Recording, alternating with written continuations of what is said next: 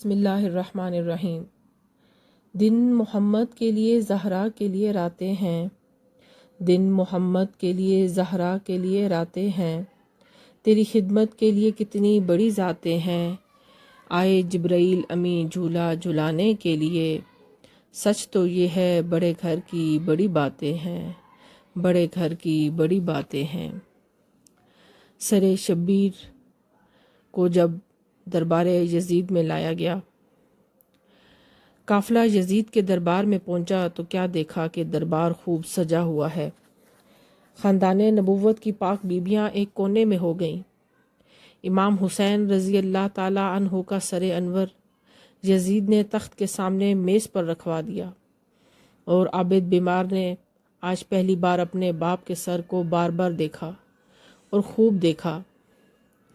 ظلم کا سر کاٹ لینا صبر کی تلوار سے، ظلم کا سر کاٹ لینا صبر کی تلوار سے، یہ سبق سیکھا ہے میں نے عابد بیمار سے۔ کبھی صبر سے ظلم جیتا نہیں ہے، کبھی ظلم سے صبر ہارا نہیں ہے۔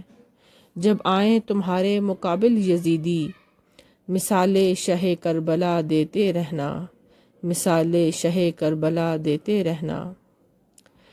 تھوڑی دیر کے بعد یزید ٹہلتا ہوا، چھڑی ہاتھ میں گھماتا ہوا، فاخرہ لباس پہن کر ایسے آیا کہ جیسے اس کی نظر میں کچھ ہوا ہی نہیں ہے۔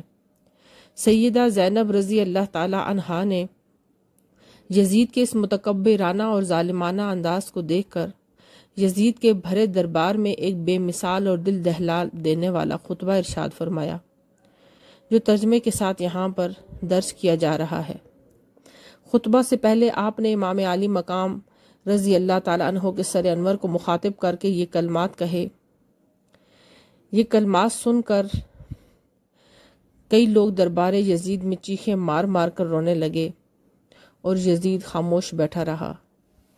پھر سیدہ زینب رضی اللہ تعالیٰ عنہا نے یزید کے دربار میں درذیل خطبہ ارشاد فرمایا کہ سب خوبیاں اللہ تعالیٰ کے لیے ہیں جو سارے جہانوں کا پروردگار ہے، اور درود و سلام ہو اس کی اہل بیت پر۔ اللہ تعالیٰ کا ارشاد برحق ہے، ان لوگوں کا برا انجام ہو جو برابر برے کام کرتے رہے، اللہ تعالیٰ کی آیتوں کو چٹلایا اور ان کے ساتھ تمسخر کیا، تو نے اے یزید ہم پر زمین کے گوشے اور آسمان کے کنارے تنگ کر دیے، ہمیں قیدیوں کی طرح لایا گیا۔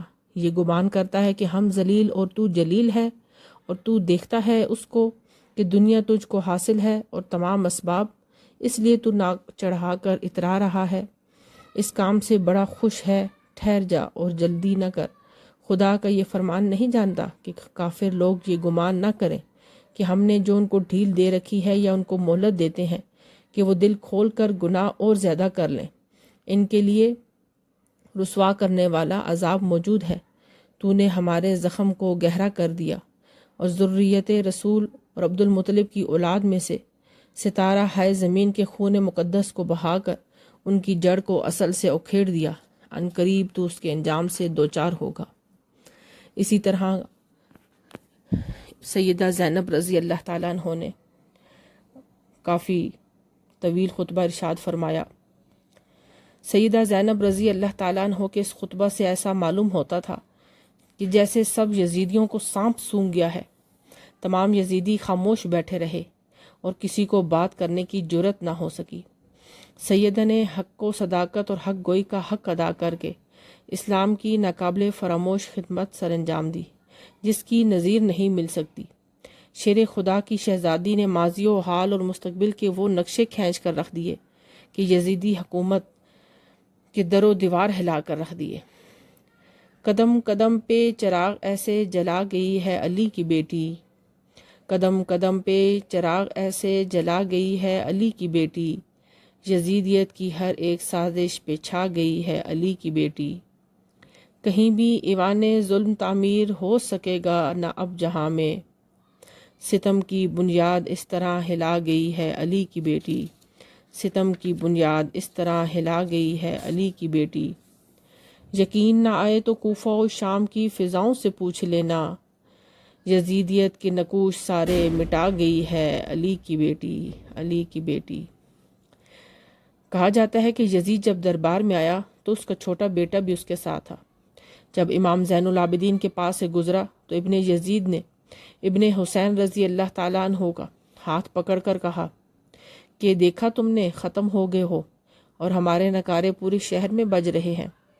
جب اوپر سے چکر لگا کر یزید اور ابن یزید واپس آئے تو اذان شروع ہو گئی۔ جبکہ بالکل زین العابدین کے پاس پہنچے تو مؤذن پڑھ رہا تھا، اشہد ان محمد رسول اللہ۔ ابن حسین نے ابن یزید کا بازو پکڑا اور جھٹکا دے کر کہا، تمہارے نکارے ختم ہو گئے ہیں، اور غور سے سن، ہمارا نکارہ تا قیامت بجتا رہے گا، ساری دنیا میں بجتا رہے گا۔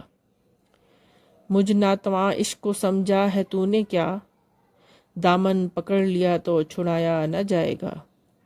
اس موقع پر یزید نے اپنا غصہ نکالتے ہوئے امام حسین رضی اللہ تعالیٰ عنہ کے مبارک ہونٹوں پر چھڑی ماری اور متکبرانہ انداز میں کہا، اینہ شیوخی، آج میرے بڑے یہاں پر ہوتے تو دیکھتے کہ میں نے بدر کا بدلہ آل محمد صلی اللہ علیہ وآلہ وسلم سے لے لیا ہے۔ اس بات پر کئی ائمہ نے یزید کو کافر اور لعنتی کہا ہے۔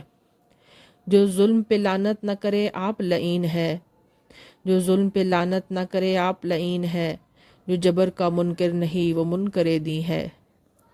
ایک صحابی دربار میں بیٹھے ہوئے تھے، یزید کی یہ کفریہ حرکت دیکھ کر برداشت نہ کر سکے اور فرمایا، ارے ظالم، جن ہونٹوں پر تو چھڑی مار رہا ہے، میں نے خود رسول اللہ کو یہ ہونٹ چومتے ہوئے دیکھا ہے۔ یزید نے صحابی کو کہا، چپ رہ، اگر تو صحابی رسول نہ ہوتا تو تیرا بھی یہی حشر کرتا۔ صحابی نے بڑی جرأت سے فرمایا، سبحان اللہ، ظالم صحابیت کا لحاظ تو کرتا ہے لیکن نبی صلی اللہ علیہ وآلہ وسلم کے پیاروں کا اور ان کے جگر پاروں کا کوئی لحاظ نہیں ہے۔ یہ کہا اور صحابی رسول صلی اللہ علیہ وآلہ وسلم روتے ہوئے دربار سے باہر تشریف لے گئے۔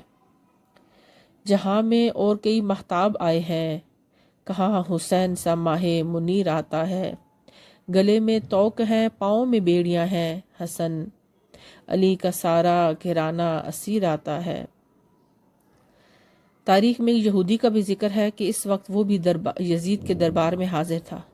اس نے بڑی دلیری سے یزید کو کہا کہ اے یزید، افسوس ہے تجھ پر، مجھے دیکھ، میں موسیٰ علیہ السلام کی 13ویں پشت سے ہوں، اور یہودی اب بھی میرا ایسا احترام کرتے ہیں جیسے موسیٰ علیہ السلام کا۔ ارے یہ تو براہ راست تمہارے نبی کی بیٹی کا بیٹا اور ان کے کندھوں پر سواری کرنے والا تھا، جس کے سر کی تو بے حرمتی کر رہا ہے، اور پھر تیرا دعویٰ ہے کہ تو مسلمان بھی ہے۔ جب سرکار سید الشہداء امام حسین رضی اللہ تعالیٰ عنہ کا سر اقدس دربار یزید میں رکھا ہوا تھا تو یزید کے پاس ایک رومی سفیر نصرانی بھی آیا۔ اس نے کہا یزید سے کہ یہ سر کس کا ہے؟ تو یزید نے کہا، یہ سر حسین ابن علی کا ہے۔ نصرانی رومی سفیر نے کہا، اس کی ماں کا کیا نام ہے؟ یزید نے کہا، فاطمہ بنت رسول صلی اللہ علیہ وآلہ وسلم کی بیٹی فاطمہ رضی اللہ تعالیٰ عنہا۔ رومی سفیر نصرانی کا یہ سننا تھا کہ وہ حیران رہ گیا اور کہنے لگا، اف، تمہارے اس قتل کرنے پر تم اپنے نبی کی بیٹی کے بیٹے کو قتل کرتے ہو، حالانکہ تمہارے اور تمہارے رسول کے درمیان صرف ایک ماں کا فاصلہ ہے۔